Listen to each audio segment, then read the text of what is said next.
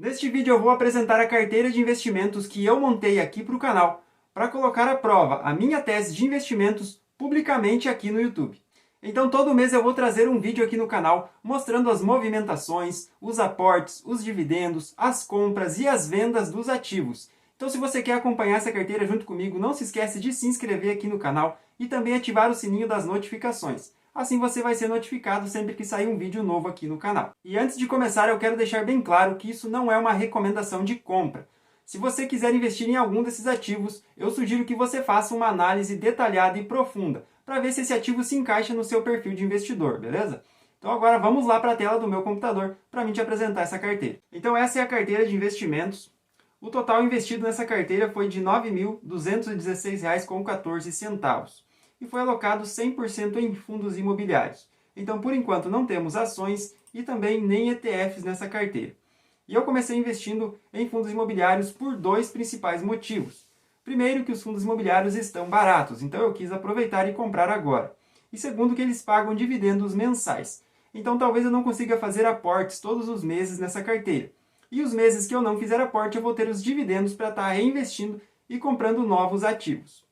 E a minha tese de investimentos consiste em investir 50% do capital aqui no Brasil e 50% do capital nos Estados Unidos. Aqui no Brasil, através de ações e fundos imobiliários, e nos Estados Unidos, principalmente através de ETFs, ações e REITs. E como eu comecei investindo apenas em fundos imobiliários, eu decidi diversificar a carteira e comprei 20 fundos imobiliários, 10 fundos de tijolo e 10 fundos de papel, e eu vou apresentar eles aqui para vocês. Então nessa coluna aqui a gente tem os códigos, o setor, o yield médio aqui é dos últimos 12 meses e o peso que cada um deles vai representar na carteira. Eu coloquei aqui um peso de 5% para cada um dos fundos na minha carteira. É claro que vai variar um pouco, às vezes vai passar um pouco de 5%, às vezes vai ficar um pouco abaixo, mas o ideal eu quero deixar sempre ali mais próximo possível dos 5%. Então o primeiro fundo de tijolo que eu comprei aqui foi o HGLG11, o VILG11 e o GGRC11, três fundos de logística. O VISC11 e o XPML11, que são fundos de shopping. O ALZR11, que é um fundo híbrido, ele investe em lajes corporativas e também galpões logísticos.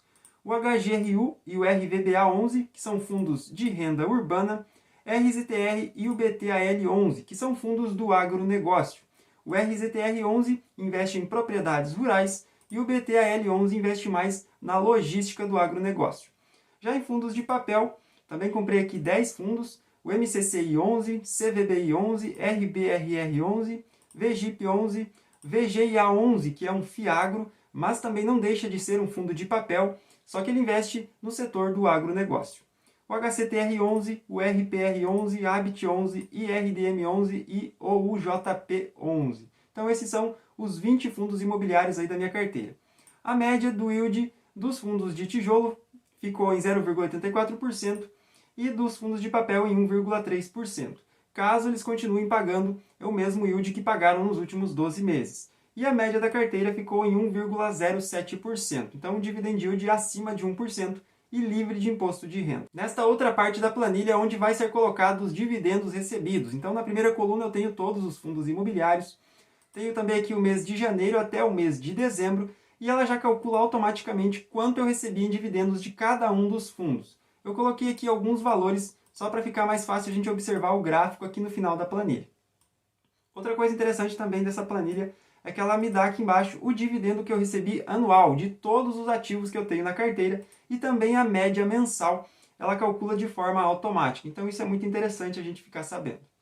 E aqui nesse gráfico a gente consegue ver a evolução dos dividendos que a gente está recebendo. Eu coloquei aqueles valores lá como exemplo, só para a gente ver aqui no gráfico. Então, conforme você vai recebendo e anotando lá em cima, ele vai ficando aqui embaixo e a gente consegue ver a evolução dos dividendos. É muito importante a gente estar anotando todos os dividendos recebidos e também fazer esse cálculo para na hora da declaração do imposto de renda.